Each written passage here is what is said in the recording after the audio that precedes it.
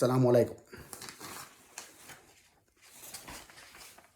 Bismillahirrahmanirrahim. Alhamdulillah Rabbil Alameen. Ar-Rahman Ar-Rahim. Maliki Yawmiddin. Iyaka na'budu wa iyaka nasta'in. Ihdina siratal mustaqim. Siratal ladzina an'amta alaihim. Ghairil maghdubi alaihim waladdallin. In the name of Allah, the Beneficent, the Merciful. Praise be to Allah, Lord of the worlds, the Beneficent, the Merciful, owner of the Day of Judgment. You alone do we worship, and you alone do we seek for help.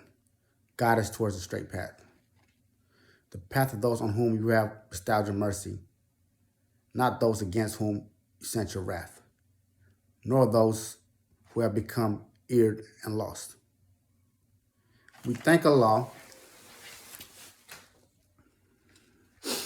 for the Prophet Musa and for delivering the Torah, the teachings which was the guidance for the Hebrews, from the wilderness of Mount Sinai and unto the promised land of Canaan.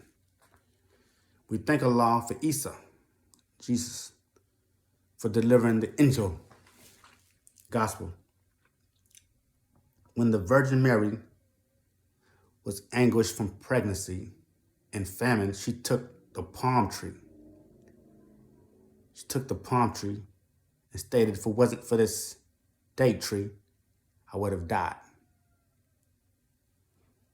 Then the divine birth of Isa, healer of leprosy, paragon for all humanity, and an example for the Yom Adin, the Day of Judgment.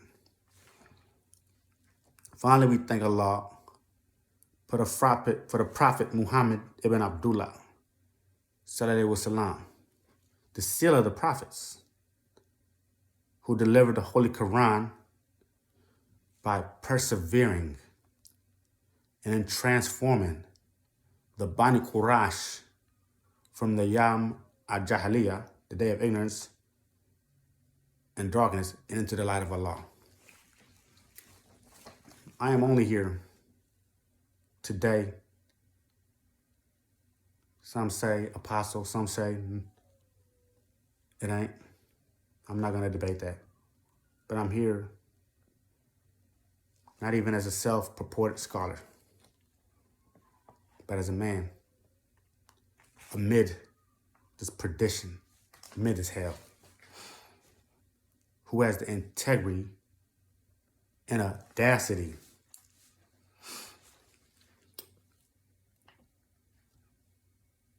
by making reformations, by delivering this khutbah, the sermon, so I can bring you brothers from this incubus you're stuck in right now, this darkness, and into the light of Allah, in the light of supreme wisdom. We have something very special inside of us. Some may not know it. Some may think, but it is there.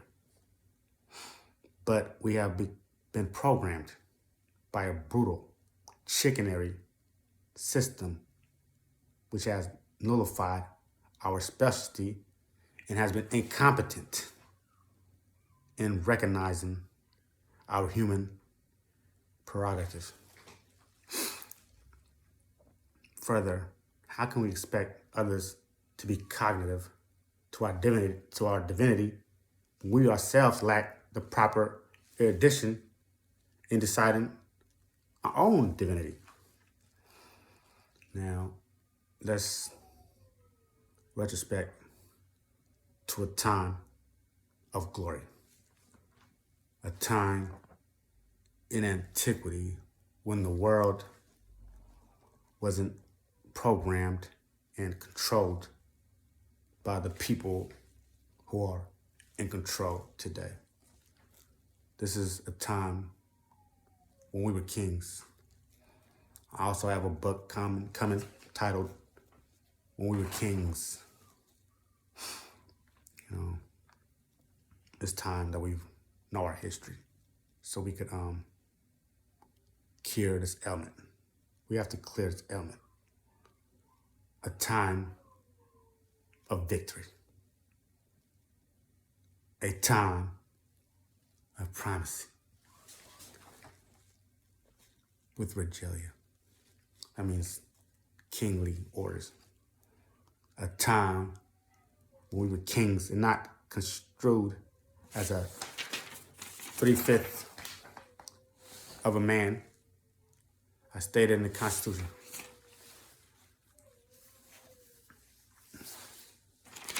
When the prophet Joseph, told his father, Jacob, that he had a dream, and in this dream, he seen 11 stars, the moon, the sun, bowing down to him, prostrating to Yusuf. And Joseph being he was the most favorable child out of all the child. His father told him, do not tell this dream to the rest of your brothers. Do not tell this dream to your brothers. Avoiding the premonition, his brothers threw him in a well because of the jealousy of this dream. Now, why would he be jealous of a dream? Jacob told his son that the 11 stars, the moon, and the suns meant his 11 brothers, his mom, and his dad prostrating to Joseph. That's what that dream meant, for those that didn't know. And he was thrown in that well, then came Syrian caravan, picked him up out of the well, and sold him as a slave in Egypt for a few silver coins. They valued him like he was valued nothing. His value was nothing. That's what they thought. But Allah had bequeathed upon Yusuf an afflatus. I mean, something in his mind. He could do something with his mind and make great things happen. That no amount of personal, 1 penny, $1 million, it don't matter, nothing could paramount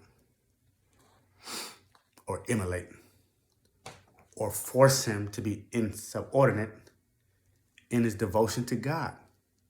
Give Joseph $10 million right now and tell him to stop being a non-believer. He would not do it. I know he would not do it. When the masters, he was a slave, and the master had a wife.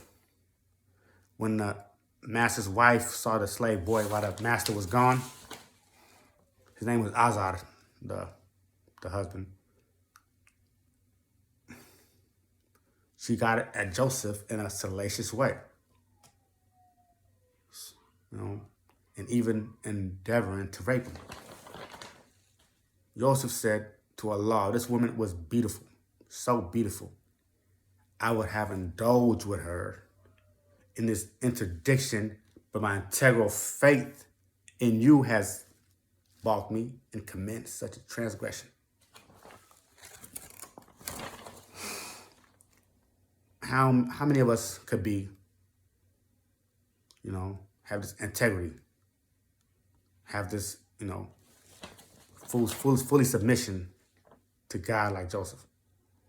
Name them, any girl, whatever, however they look, it don't matter. Joseph would not indulge in that act, because this is not a game. This is serious. How many would say no to a woman beautiful and coquette only because your integrity and faith in God? Joseph had a mission. And you too should have a mission and not be controlled by material and treacherous, something that's an illusion, which is here one day and then it's gone. From slavery to prison with the afflatus of interpreting dreams. Joseph was known for interpreting dreams. He could tell him a dream and he could tell you what's going to foretell from that dream. That was his gift. Joseph ascended to be the king. Later he became a king. In the place, same place where he was sold for nothing, he became the king in the same place where he was sold for nothing. And possessing an exuberance of wealth. He controlled all the gold. He controlled everything over there in the richest nation in the world after being sold there for nothing. When he's seen his brothers came because there was a famine in Israel. So his brothers came over there to Egypt to buy to get some provisions. And then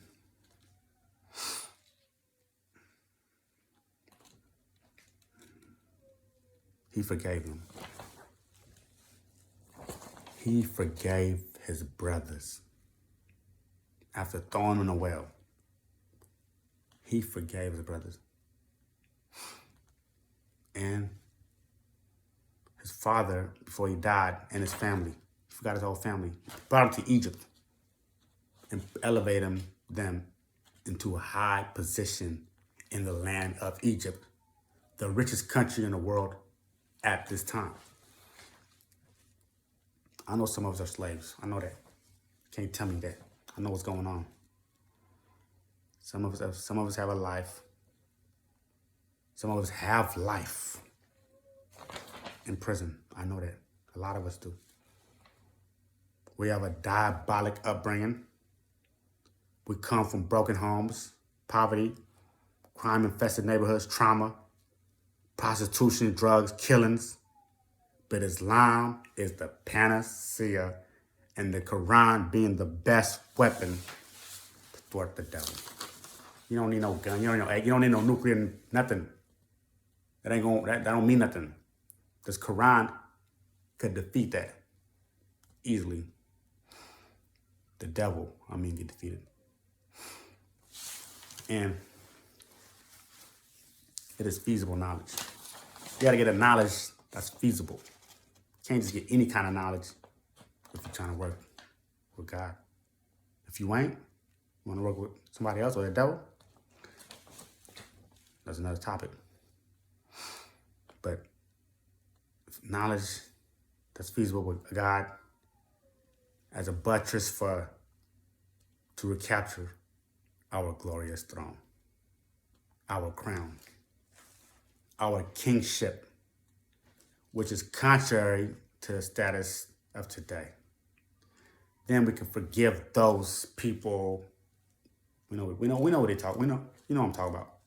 I ain't gonna keep making things clear and all that. We know what's going on now. We can forgive these people who put us in slavery,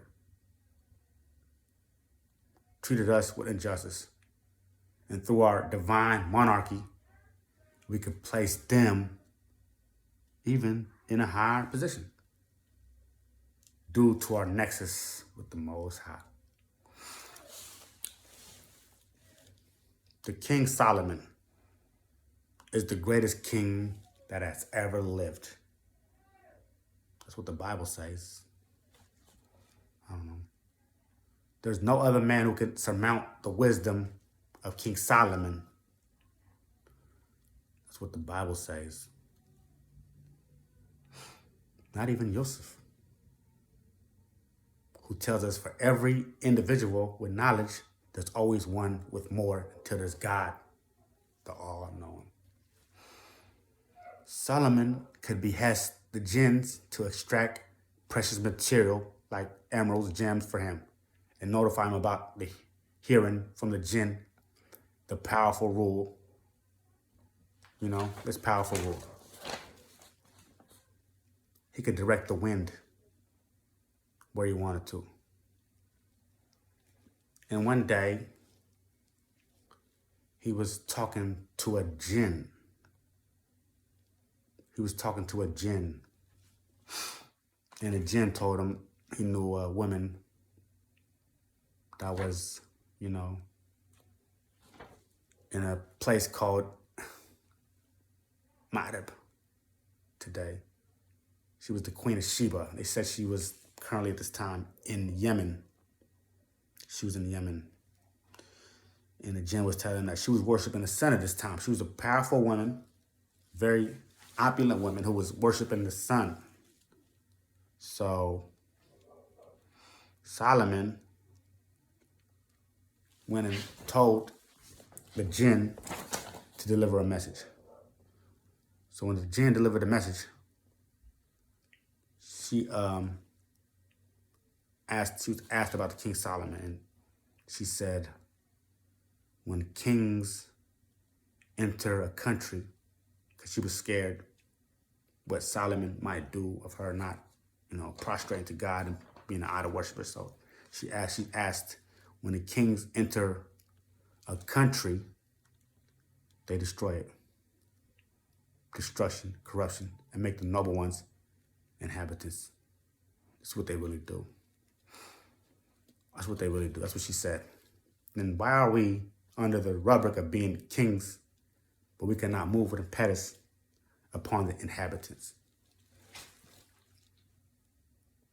Instead, they hold the authority of categorizing us as subhumans. You know why? You know why. Because we worship something else, like what the Queen Sheba used to do. And that does not catapult us into our coronation. That's the process of being a king. You gotta go through a coronation. Because just like the Queen Sheba worshiping the sun, we worshiping athletes, celebrities, whoever. Miley Cyrus, Kim Kardashian, LeBron James, Jay-Z, whoever. I don't care. Some say we don't worship these people. We just talk about them.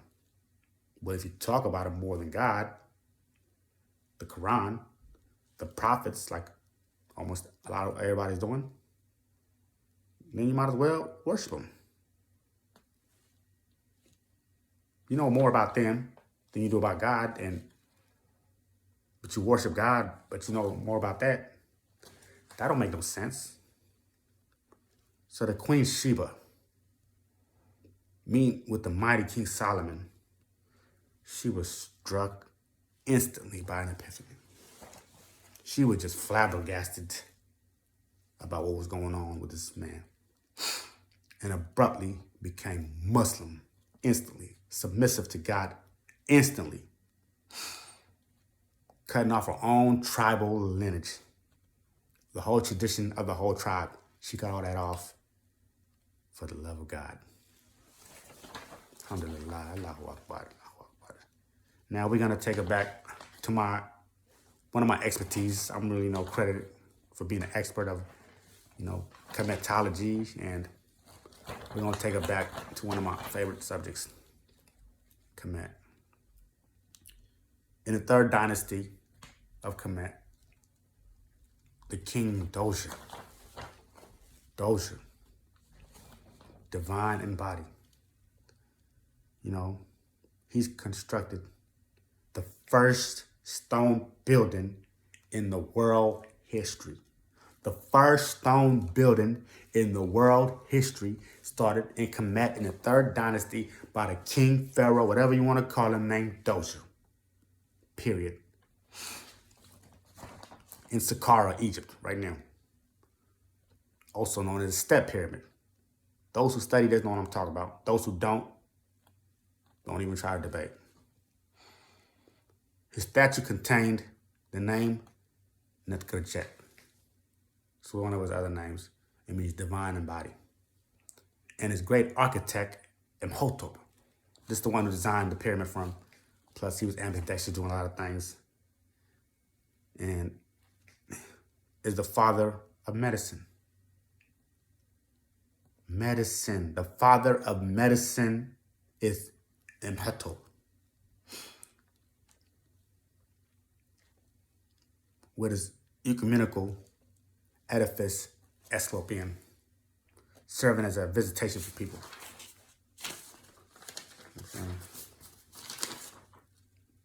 You know, from all over the ancient world. They got people visiting from Greek, visiting his site right now in Egypt. So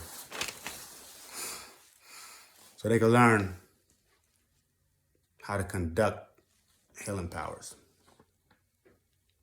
In the 4th dynasty,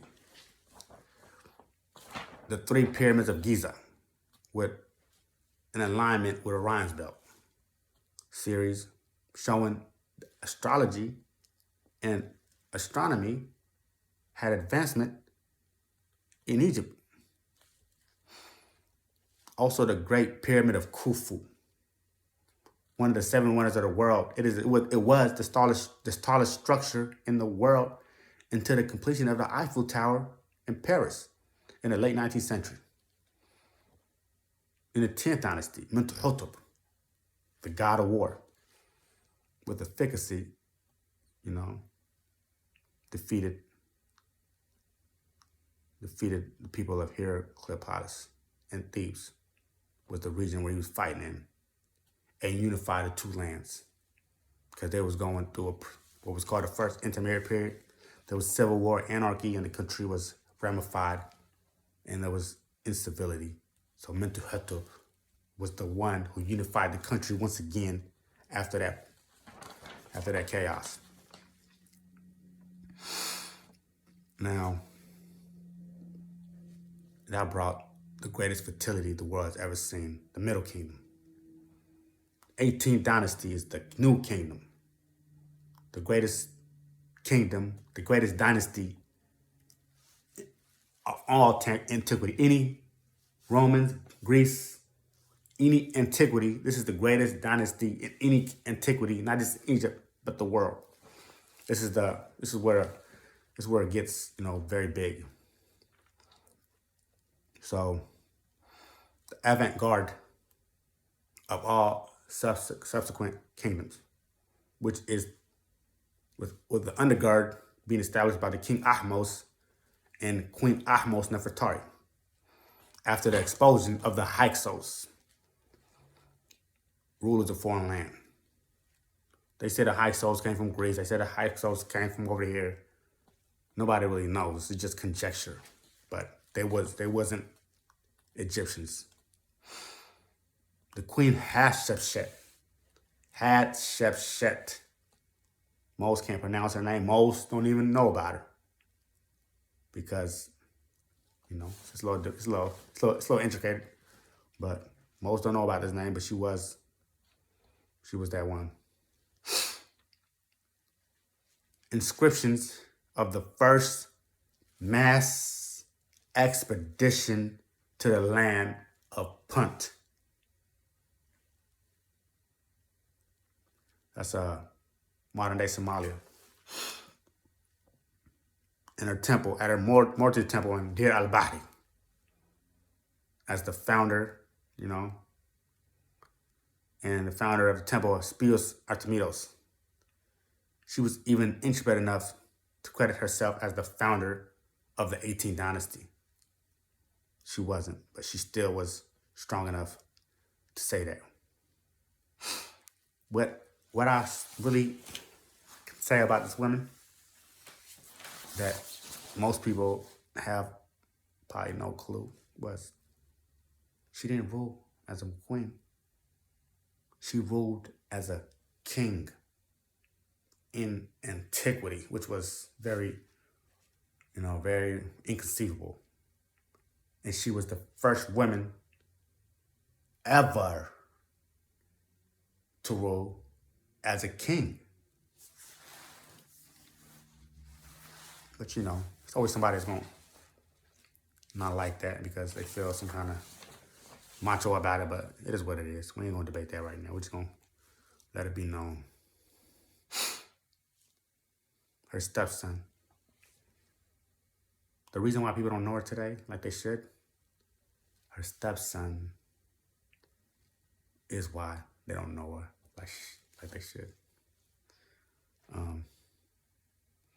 He's nearly trying to efface her name out of every statue, every cartouche he's seen because he felt she was illegitimate because the throne was supposed to be passed from his father to him, and he felt like she made an error, but he could not stop her rule. It happened. He felt some way about it. She felt some other way about it. I'm not gonna get into that. Now, Thutmose III. Y'all probably never heard about that name either. He was a great man. And he is the world's greatest conqueror. This black man is the world's greatest conqueror.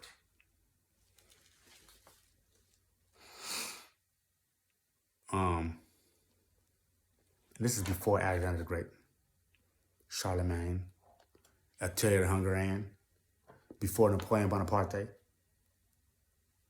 Thutmose III subjugated Samaria, Assyria, Phoenicia, Greece, Nubia, the interior Mediterranean, Palestine.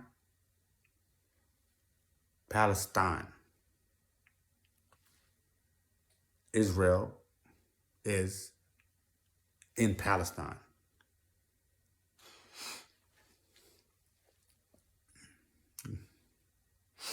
Now we see at the seventh pylon, a Karnak. Today's called Karnak. He is depicted with a mace head, smiting his enemies.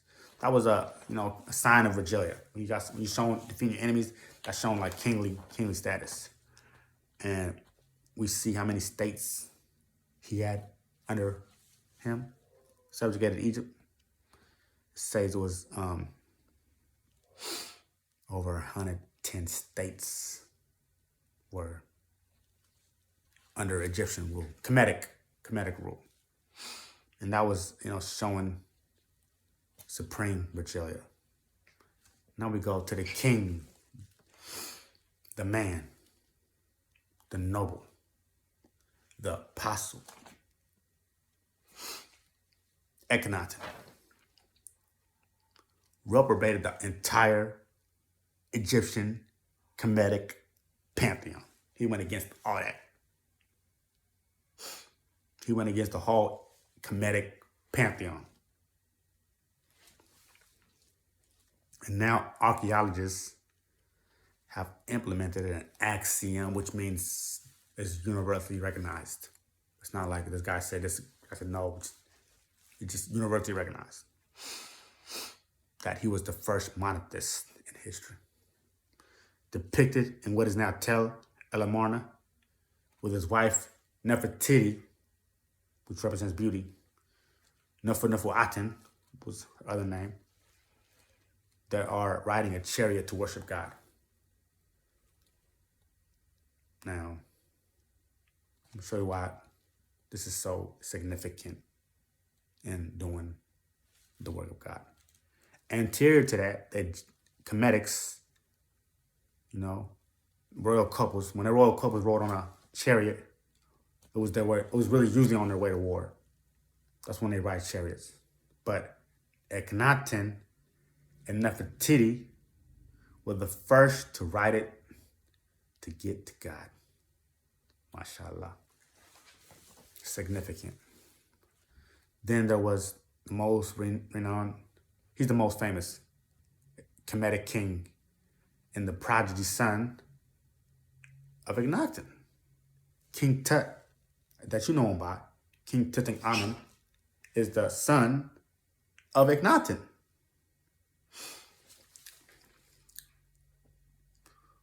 Whose tomb was discovered by Howard Carter in 1922, which left the whole world flabbergasted. This precocious king who may you may know about his name, King Tut. So everybody know about King Tut. Ruled for 9 years, from the age of 9 to 18 or 19, leaving the most powerful, most opulent tomb ever. He has the richest tomb ever. When they discovered his tomb, they found more gold and treasures in his tomb than any other pharaoh ever. With gold, treasures like which the world has never seen. The 19th dynasty, others call it the Ramesside period. Ramses II became the greatest builder, depicted at his temple at Abu Simbel, which is in Nubia today, is the famous Battle of Kadesh, where he had to marry a Syrian princess in order to have a peace treaty with the people of Kadesh. Then we have the Nubian pharaohs of the 25th dynasty, the blackest of the black, cornucopia of riches from the land of Meroe in Sudan, accruing to an insurmountable monarchy. They had more territory than the whole dynastic tenure of Egypt. In the 25th dynasty, the black kings of Sudan took over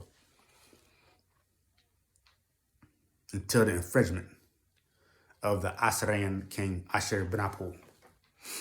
Now this is a Egyptology study, so most people don't understand the words I'm saying, so don't get kind of like feel like I'm above you, you beneath me. Not doing that, because it takes time, educate yourself. But Ashur-bani-pal defeated the last black Kemitic Nubian African king, Taharka, and his nephew, Tenitamai. After the defeat of the Nubian kings of the 25th dynasty in 663 BC is what the great West African scholar Sheikh Diop calls the decline of the Black world. The decline of the Black world started in 663 BC after the 25th dynasty Nubian kings were defeated by the Assyrians. Until the 12th century, when C.E. Carnarvon, when Sunjata Kayada founded the powerful empire of Mali, West Africa, Timbuktu. In the 14th century, Timbuktu in the 14th century became the world's education center, with literature on astrology, Quran, medicine. The first removal of cataract from the eye started in Timbuktu, Mali. The first removal of cataract from the eye started in Timbuktu, Mali.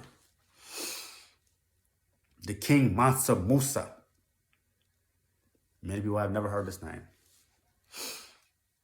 is the richest man to ever walk this earth. Ever. The richest man that ever walked this earth was a black man from Mali.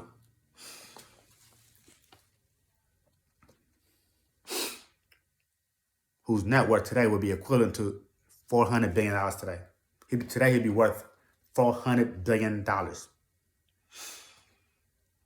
And then in 1324, he did the Hajj. This is the pilgrimage you got to take. If you're a Muslim, you got to try to make it to Mecca and do the pilgrimage rituals at least once in your lifetime if you're financially able to. And he did that in 1324. From Mali to Mecca. He stopped by every town on his long itinerary, passing out gold. So he embarked. So So ad nauseum that he wrecked the economy of Cairo. The Cairo economy was wrecked behind Mansa Musa. And then his successor and brother Abu Bakr sailed on his ship and came to America before Columbus, before the Native Americans. Abu Bakr was here in America before Columbus and before the Native Americans. You know, there's more to be said on this book, on this, what I'm saying, on a book titled They Came Before Columbus by Ivan Van Sertima. And it will tell you exactly what I'm talking about. And Mali is the foundation of blues music.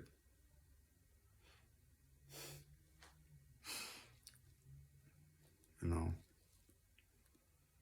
the griots is a specific West African music genre.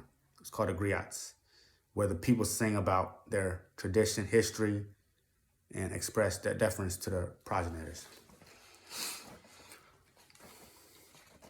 Now, what the hell are we singing about and rapping about? Are we honoring Malcolm, Martin, W. Du Bois, Thurgood Marshall, I.D.B. Wells, Harriet Tubman, Nat Turner, Marcus Garvey, Noble Drew Ali, Fred Hampton, the Harlem Renaissance, Frederick Douglass, Angela Davis, Rosa Parks, Farrakhan, Muhammad Ali? Or are we disrespecting our women by referring to them as female dogs? Shooting and killing our own people over nothing. Killing over nothing. Moving drugs to our purchasing and destitute neighborhoods, which is even more innocuous. It's time to encumber the slave psychology and preempt it for a divine spirituality. Become a paragon for all humanity and only aptitude to serve God. No. The brother Cassius Clay, after winning the heavyweight title in 1964, after defeating Sonny Liston, he was respected in America as an elite athlete and good man by some people. But when he changed his name to Muhammad Ali, he was respected throughout the world because he had a name that was described his identity. He has a name that goes with his identity. We have names that go against our identities, most of us. And Ali.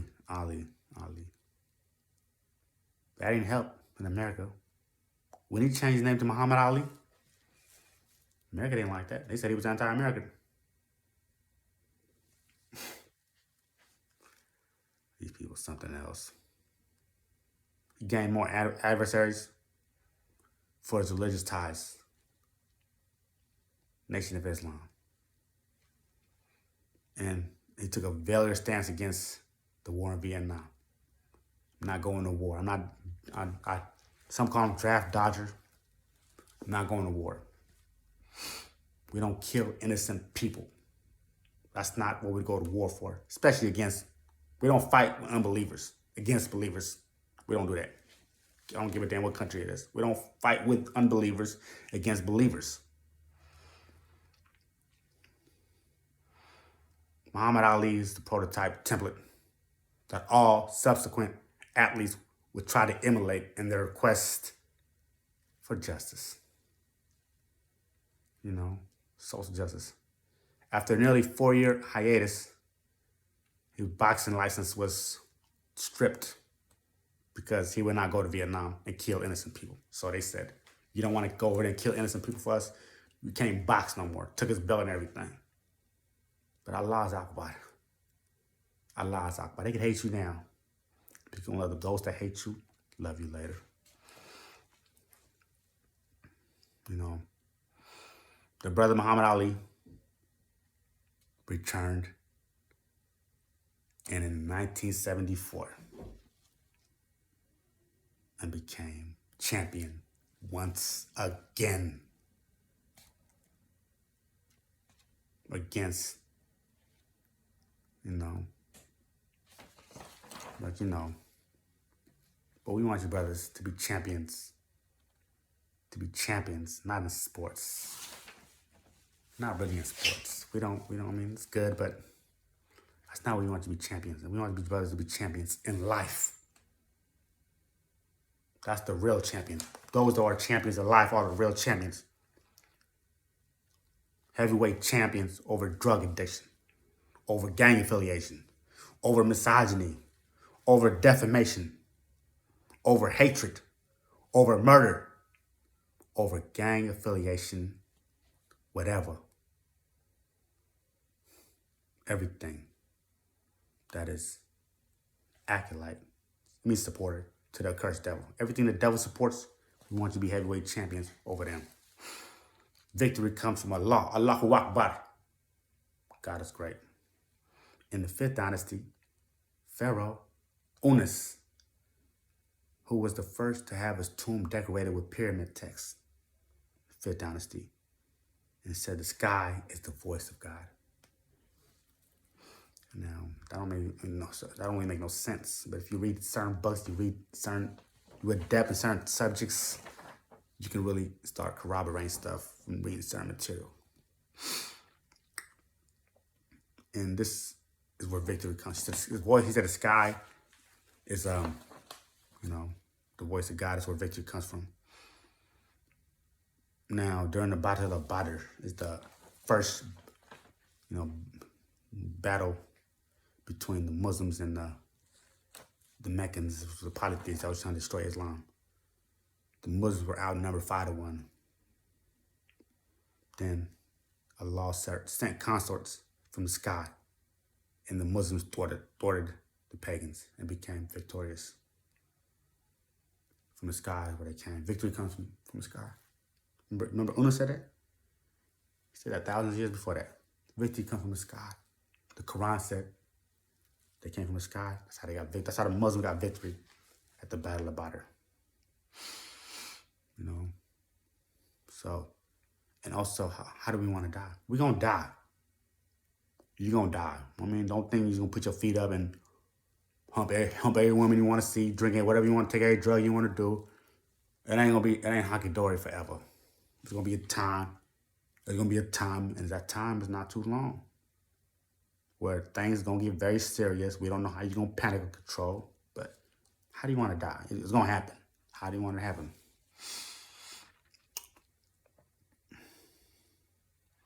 As a game member? You want to die as a game member? You think you're going to die as a game member and who going to bless you for that?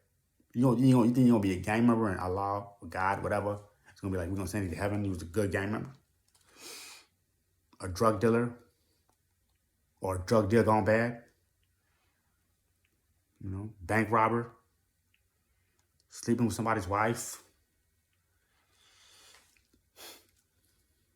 You need to catapult yourself like Yusuf to a higher civility. Go up, go high, think bigger. You think too small. You over here, this is what I want. I want the whole world. Don't want this, take over the whole world. Because what they taught you in his story is not your story. His story is not your story.